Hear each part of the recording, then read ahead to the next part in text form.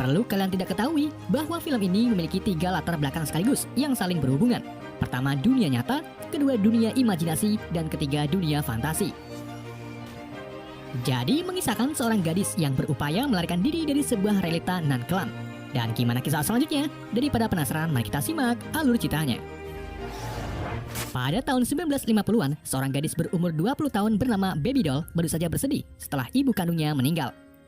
Kini ia harus mengurusi adik perempuannya dan menghadapi sikap bejat ayah tirinya yang dari dulu sangat mengincar warisan harta sang ibu. Kita sebut saja ayah tiri Baby, Bagong.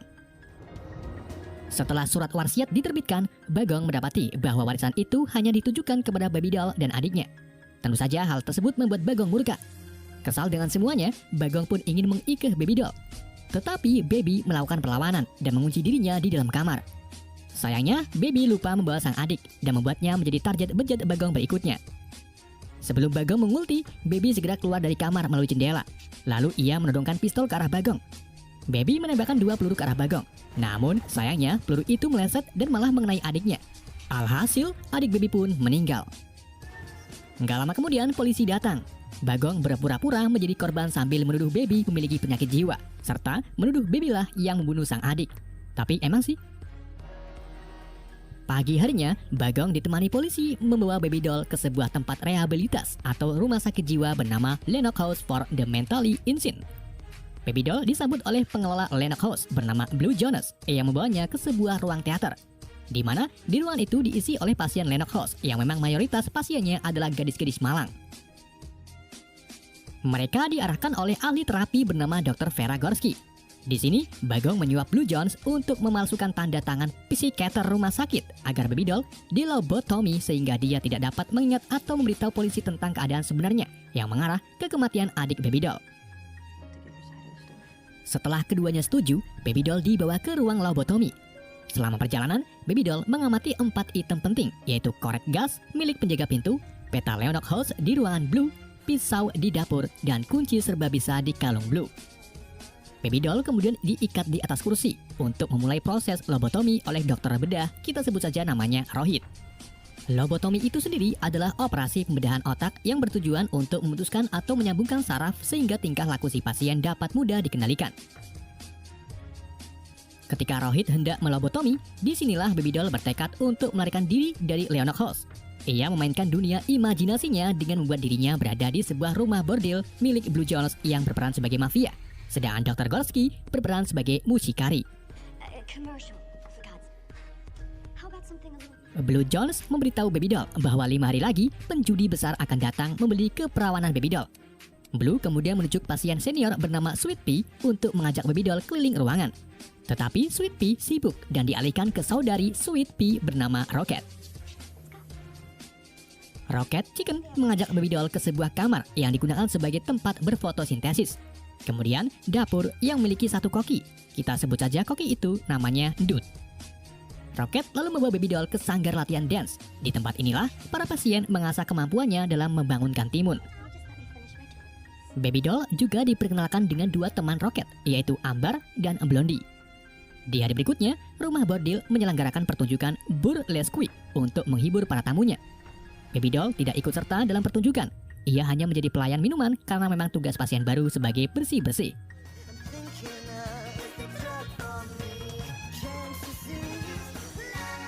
Keesokan harinya, Rocket terlihat mengunjungi dapur Dud.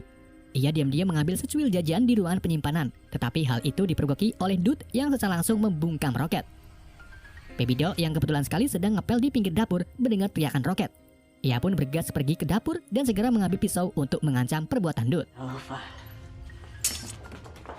Baby Doll dan Rocket kemudian pergi ke ruangan sanggar, di mana Dr. Gorski sedang menginstruksikan para pasien untuk menari. Gorski lalu mendorong Baby Doll untuk menari. Ia menyetel sebuah lagu yang membuat Baby Doll terbawa suasana. Disinilah Baby Doll memainkan dunia fantasinya, di mana ia menempatkan dirinya di sebuah kuil Jepang zaman feodal. Baby Doll memasuki kuil dan bertemu dengan Pak Wisman. Wisman bertanya alasan Baby datang ke sini. Baby Doll menjawab kalau dirinya ingin melarikan diri dan hidup bebas. Mendengar hal itu, Wisman pun memberikan Baby senjata pistol dan satu samurai katana. Kemudian berkata, agar kau bebas, kau hanya perlu mengumpulkan 5 item, yaitu peta, api, pisau, kunci, dan terakhir sesuatu misterius yang akan membutuhkan pengorbanan. Tetapi pengorbanan itu bisa membawa kemenangan sempurna. Setelah diberi arahan Wisman, Baby Doll berjalan keluar dan bertemu 3 pendekar samurai berukuran besar.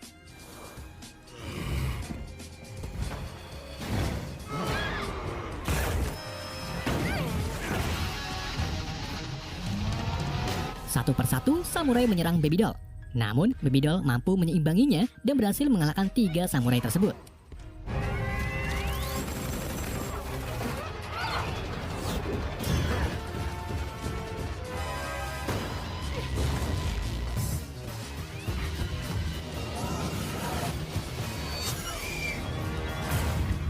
Saat fantasinya berakhir, Baby Doll tersadar dan kembali ke rumah bordil. Tariannya membuat semua orang terkesan, termasuk Blue Jonas dan Dorsky.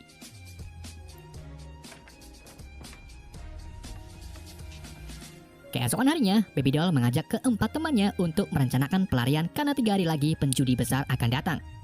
Baby Doll memberitahu 5 item kepada mereka, di mana item tersebut bisa digunakan untuk keluar dari rumah bordil. Rocket, Ambar, Blondie, dan Sweet Pea akhirnya mau bergabung dengan Baby Doll, dan item pertama yang akan mereka ambil adalah peta. Sweet Pea kemudian mendatangi kantor Blue Jones untuk memberitahu Blue kalau Baby Doll sedang menari. Blue yang ingin melihat tarian Baby Doll pun segera pergi. Sweet mengambil kesempatan ini dengan masuk ke dalam kantor Blue untuk menyalin petanya. Selama menari, Baby Doll kembali membayangkan petualangan fantasinya yang berlokasi di medan perang dunia ke-1. Kali ini, Baby Doll ditemani Rocket, Amber, Blondie, dan Sweet Pea. Namun, perlu kalian ingat bahwa selama dalam fantasi ini, keempatnya adalah Baby Doll itu sendiri. Sounds like fun. Mereka diinstruksikan oleh Wisman yang beri misi mengambil peta dari kurir nasi di bunker pertahanan. Kurir tersebut dijaga oleh zombie yang menyamar sebagai tentara. Sebelum mengambil petanya, Wisman meminta Amber. Kok Amber sih, Cok? Sebelum mengambil petanya, Wisman meminta Amber untuk menggunakan robot sebagai senjata dan mengingatkan mereka untuk bekerja dalam satu tim. Baby Doll dan teman-temannya mulai menyerang zombie Nazi.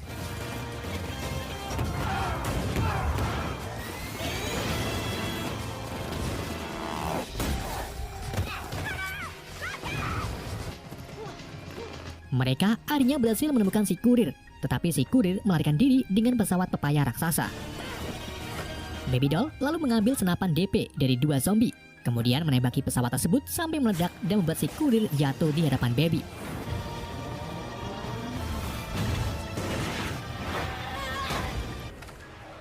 Saat Baby Doll mengambil petanya, ia dihadang oleh sekumpulan tentara Nazi. Tetapi, gak lama kemudian, teman-teman Baby Doll datang membantu. Mereka berhasil lolos dari pertempuran dan kembali ke dunia imajinasi. Begitu juga dengan Sweet Pea yang berhasil menyalin petanya. Blue Jonas sangat terpukau dengan tarian Baby Doll. Ia meminta Dorsky untuk memperkenalkannya dengan Pak Wali Kota yang kebetulan sekali besok malam akan datang. Tentu saja Dorsky menolak karena Baby Doll baru beberapa hari di sini. Blue terus membujuk sampai akhirnya Dorsky pun menuruti kemauan Blue. Blue kemudian kembali ke kantornya, di mana ia menemukan lubang penjepit baru di petanya. Blue pun mengetahui bahwa ada seseorang yang baru saja mencabut petanya. Baby Doll dan teman-temannya mulai mengatur rencana kedua, yaitu mengambil korek api dari Pak Wali Kota. Korek api itu adalah item berikutnya yang melambangkan api. Baby Doll akan bertugas mengalihkan perhatian Wali Kota dengan menari di atas panggung, sedangkan Ambar ditugaskan untuk mengambil korek api dari saku Wali Kota.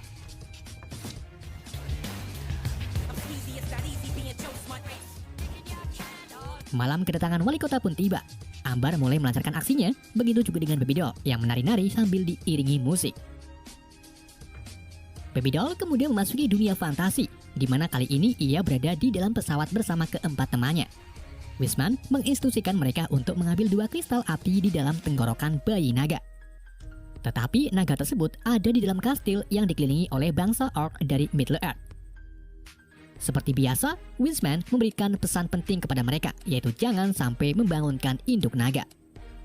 Baby Doll, Rocket, dan Sweet Pea diturunkan ke kastil, sedangkan Ambar dan Blondie tetap berada di pesawat.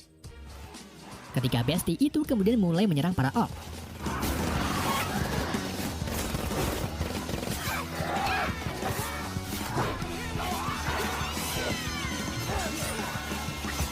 persatu, para orc berhasil dikalahkan. Mereka lalu masuk ke dalam kastil dan langsung menggorok leher bayi naga yang sedang turu. Baby doll mengambil 2 kristal dan menyalakannya. Gak lama kemudian, muncullah induk naga. Ia sangat murka saat melihat anaknya sudah tak bernyawa. Si naga lalu keluar dari kastil untuk menyerang baby doll, tetapi Amber mengalihkan perhatiannya dan membawanya ke udara. Selama pengejaran, si naga berhasil merusak belakang kabin pesawat. Amber pun memancing naga tersebut agar mengejar baby doll.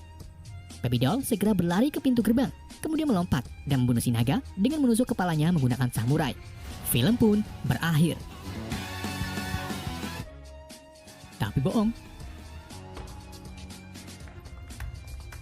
Baby doll lalu kembali ke rumah bordil, di mana Amber telah berhasil mengambil korek api dari saku Pak Wali Kota. Baby doll segera menyembunyikan korek tersebut di bawah selorok meja. Blue Jones kemudian datang. Ia marah-marah gak jelas dan menuduh Sweet Pea beserta lainnya telah mencoba melarikan diri.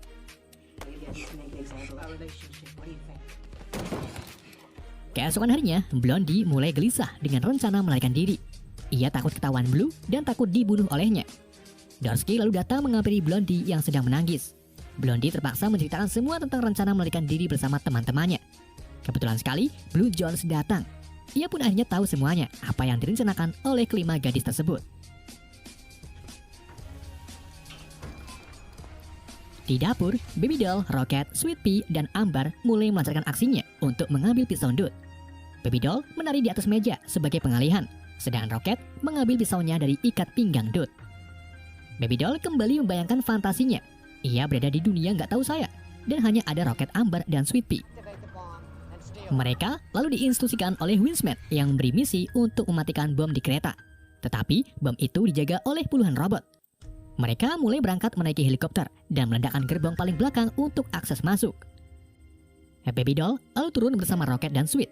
Ketiganya mulai menyerang robot-robot penjaga dan pertempuran epik pun terjadi.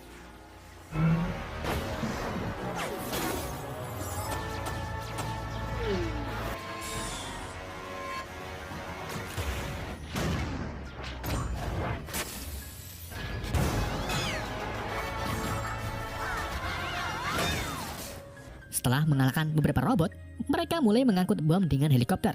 Tapi pada saat itu juga, salah satu robot menyeruntul lalu mengaktifkan bom tersebut. Ia juga merusak jetpack milik Rocket yang membuatnya tak bisa pergi. Sedangkan di dunia imajinasi, musik berhenti karena kabel radio terkena air pipis. Hal itu membuat Baby Doll tidak terkoneksi dengan dunia fantasinya dan juga membuat Dud tersadar. Dud melihat Sweet Pea mengambil pisaunya.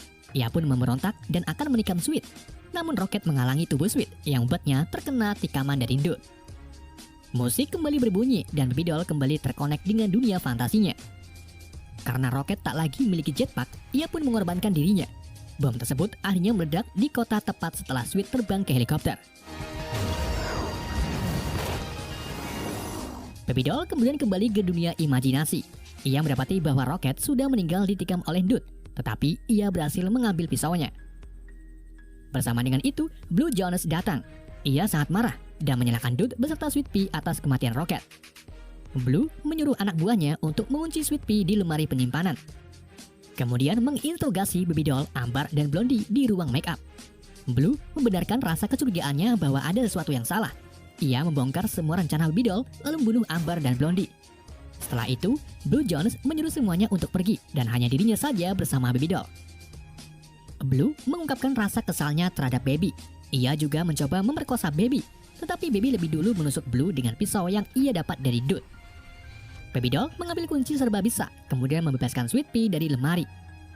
Keduanya segera pergi dari rumah bordil dan menemukan sekumpulan pria sedang berjaga di halaman. Di sini, Baby Doll menyimpulkan bahwa item kelima adalah pengorbanannya sendiri. Jadi, ternyata semua ini hanya untuk membebaskan Sweet Pea. Baby Doll lalu pergi ke hadapan para penjaga, sedangkan Sweet Pea diam-diam menyelinap pergi dari halaman rumah bordil. Setelah Sweet Pea pergi jauh, Baby Doll menghadapi para penjaga, tetapi ia malah terkena hantuan teman yang membuatnya tak tersadarkan diri. Baby Doll lalu tersadar di atas kasur. Ia dipertemukan dengan penjudi besar yang diperankan oleh Dr. Rohit.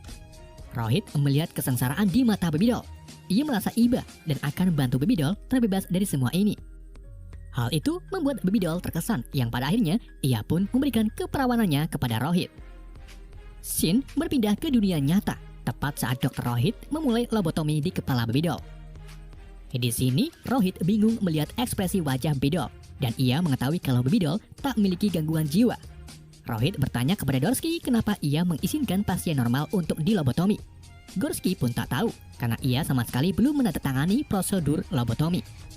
Gorsky menyebut bahwa Baby Doll baru seminggu di sini dan sudah membuat 3 pasien tewas serta melukai leher petugas Blue Jones. Saat Gorsky melihat surat kontrak dari ayah tiri Baby Doll, ia menemukan bahwa tanda tangannya telah dipalsukan oleh Blue Jones. Di waktu yang sama, petugas rumah sakit jiwa membawa Baby Doll pergi. Mereka menghadap Baby Doll ke petugas Blue Jones yang memiliki luka di bagian lehernya setelah ditikam oleh Baby Doll. Blue terlihat sangat memiliki dendam kepada Baby Doll. Saat ia hendak melakukan pelecehan terhadap Baby Doll, Gorsky datang bersama polisi. Blue Jones akhirnya ditangkap atas perbuatannya memalsukan prosedur lobotomi. Blue Jones lalu membongkar bahwa semua ini perintah dari ayah tiri Baby Doll. Berarti ayah tiri Baby Doll ikut diperiksa oleh polisi. Di sisi lain, Sweet Pea terlihat berada di terminal bus. Saat ia hendak menaiki bus, 2 polisi datang yang curiga dengan Sweet Pea sebagai pasien Lennox House. Sang supir yang ternyata adalah Winsman dengan pekannya mengatakan bahwa Sweet Pea penumpangnya. Ia keluar karena pipis di terminal. 2 polisi pun akhirnya mundur dan Sweet Pea terbebas dari kesengsaraannya. Film pun berakhir. Gimana guys, kalian paham dengan jalan ceritanya? Jika tidak, saya ingatkan kembali kalau film ini memiliki 3 latar belakang yang berbeda tetapi saling terhubung. Jadi kejadian yang terjadi di dunia fantasi dan imajinasi itu bakal terjadi di dunia nyata. Tapi kejadiannya tidak sama. Seperti kematian Rocket yang mungkin kepleset setelah menginjak air pipisnya sendiri. Dan luka di leher Blue memang ditikam oleh Baby Doll. Tetapi tempat kejadiannya mungkin saat Blue ingin memerkosa Baby Doll di dalam kamarnya. Dan yang paling terpenting, semua kejadian itu terjadi dalam waktu 1 minggu saat Baby Doll pertama kalinya tiba di Lennox House. Ia lalu berteman dengan Rocket, Amber, Bloody, dan Sweet Pea untuk merencanakan pelariannya. Sampai akhirnya memakan korban dan Baby Doll ditangkap untuk dilobotomi oleh Rohit. Itulah alur cerita film Sucker Punch. Mohon maaf jika ada kesalahan dalam penyampaian. Jika kalian memiliki teori lain tentang film ini, bisa sampaikan saja di kolom komentar. Pesan yang tidak bisa kita ambil dari film ini, berbukalah dengan teh. Sekian dari saya. Wassalamualaikum warahmatullahi wabarakatuh.